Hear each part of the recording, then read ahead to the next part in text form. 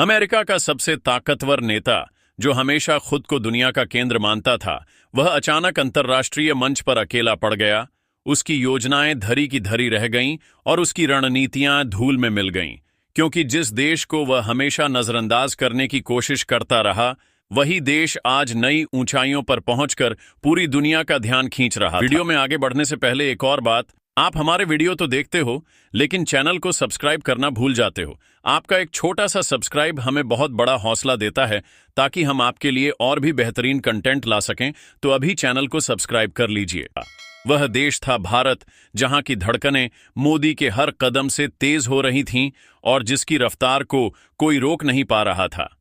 हाँ, यही वह क्षण था जब दुनिया ने देख लिया कि ट्रंप की चालें अब बेअसर हो चुकी हैं और भारत एक नई शक्ति के रूप में उभर रहा है। भारत जिसकी जीडीपी लगातार आसमान छू रही है, भारत जिसके साथ खड़े होने के लिए आज बड़े बड़े राष्ट्र लालायित हैं, भारत जिसके नेता नरेंद्र मोदी हर दौरे में विश्व को यह संदेश दे रहे हैं कि अब समय बदल चुका है और अब 21वीं सदी भारत की सदी होने वाली है। और यहीं से शुरू होती है हमारी कहानी, एक ऐसी कहानी जहां वैश्विक राजनीति का हर मोड़ भारत की तरफ मुड़ता है, जहां आर्थिक विकास की हर गूंज नई दिल्ली से निकलती है और जहां अंतर्राष्ट्रीय गठबंधनों की हर दिशा में भारत का नाम गूंजता है। पर इस पूरी गाथा को समझने के लिए हमें उस सफर को जानना होगा जिसने भारत को यहां तक पहुंचाया। ट्रंप की कूटनीतिक चालों से लेकर अमेरिका की आंतरिक उथल-पुथल तक, चीन की चालबाजियों से लेकर रूस की रणनीतियों तक, यूरोप की दुविधाओं से लेकर खाड़ी देशों की राजनीति तक, हर जगह भारत की भूमिका अब केंद्रीय बन चुकी है। और यही कारण है कि आज भारत की जीडीपी न सिर्फ बढ़ रही है, बल्कि पूरे विश्व के लिए प्रेरणा का स्रोत बन चुकी है। लेकिन सवाल यह है कि यह सब हुआ कैसे? जब ट्रंप ने बार बार व्यापार युद्ध की धमकी दी, जब उन्होंने भारत के खिलाफ शुल्क और टैरिफ की राजनीति खेली, जब उन्होंने सोच लिया कि एशिया में सिर्फ अमेरिका की चलेगी और बाकी सबको झुकना पड़ेगा, तब भारत ने धैर्य और रणनीति से जवाब दिया। न झुका, न टूटा, बल्कि अपने आर्थिक सुधारों, डिजिटल क्रांति और मजबूत नेतृत्व से यह साबित किया कि भारत अब किसी के दबाव में आने वाला नहीं है। इसी बीच मोदी के विदेश दौरे ऐसे समय में हुए जब पूरी दुनिया कोविड जैसी महामारी से टूट रही थी, सप्लाई चेन बिखर रही थी, तेल की राजनीति हिल रही थी और वैश्विक बाजार अनिश्चितता में डूबे हुए थे। लेकिन भारत ने टीकों से लेकर टेक्नोलॉजी तक हर जगह लीडरशिप दिखाई और यहीं से एक नई इमेज बनी, India as a global leader. एक ऐसा भारत जो सिर्फ अपने लिए नहीं बल्कि पूरी दुनिया के लिए सोचता है। ट्रंप की चालें चाहे कितनी भी तेज क्यों न रही हों, लेकिन वे टिक नहीं पाईं, क्योंकि दुनिया समझ चुकी थी कि शक्ति का संतुलन बदल रहा है और यह संतुलन अब एशिया की तरफ, भारत की तरफ झुक रहा है। यही वजह है कि आज IMF से लेकर वर्ल्ड बैंक तक, UN से लेकर G20 तक, हर मंच पर भारत की आवाज सबसे मजबूत सुनाई देती है। मोदी ने अपने दौरों में इस बात को और पुख्ता किया।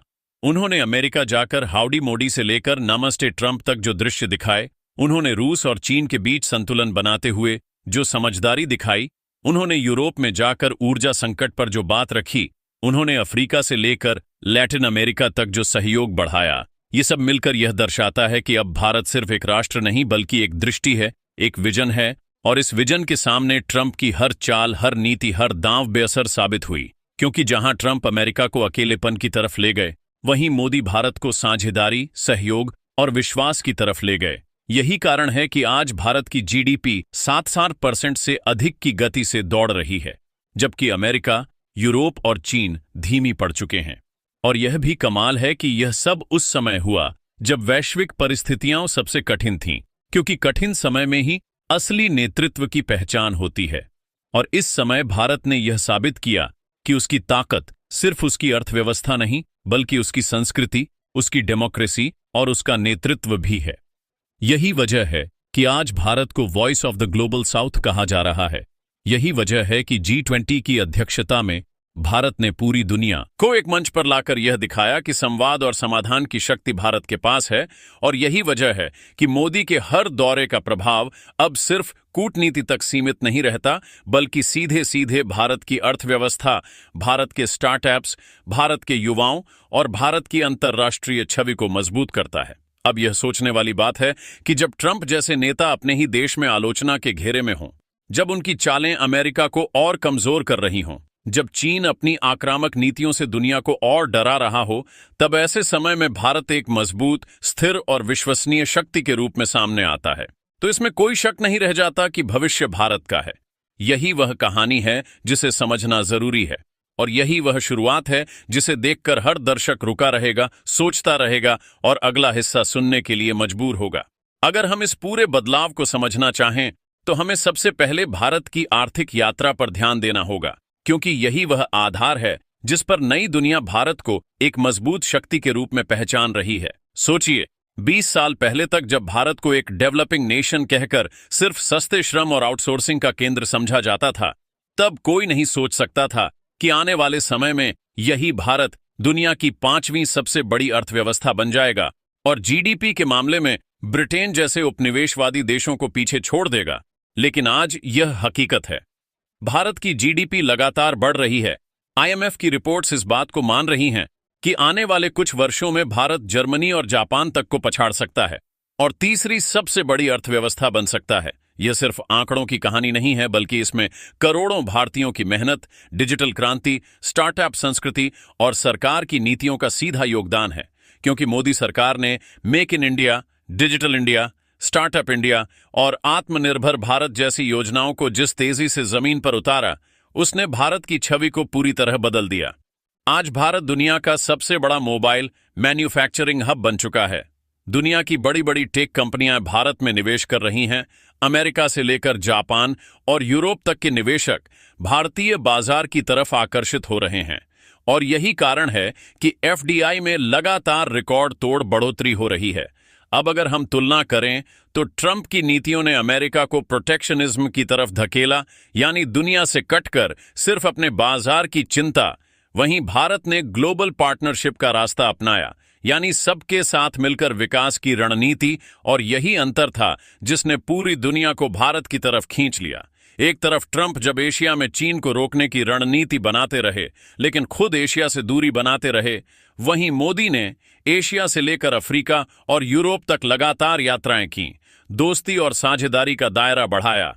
और यही वजह है कि आज भारत न सिर्फ क्यूएड, ब्रिक्स और एससीओ जैसे मंचों पर सक्रिय है, बल्कि G20 और COP जैसी बड़ी बैठकों में भी केंद्र में है। खास बात यह है कि भारत ने अपनी कूटनीति को सिर्फ बड़े देशों तक सीमित नहीं रखा, बल्कि छोटे देशों, विशेषकर अफ्रीकी और दक्षिण अमेरिकी देशों के साथ भी रिश्ते मजबूत किए, जिससे भारत को voice of the global south के रूप में पहचाना जाने लगा।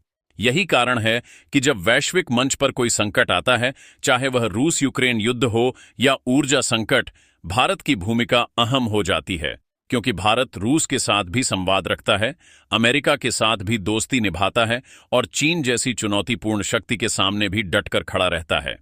यह संतुलन सिर्फ मोदी की विदेश नीति की देन है, जिसने भारत को विश्वसनीय शक्ति के रूप में स्थापित किया है।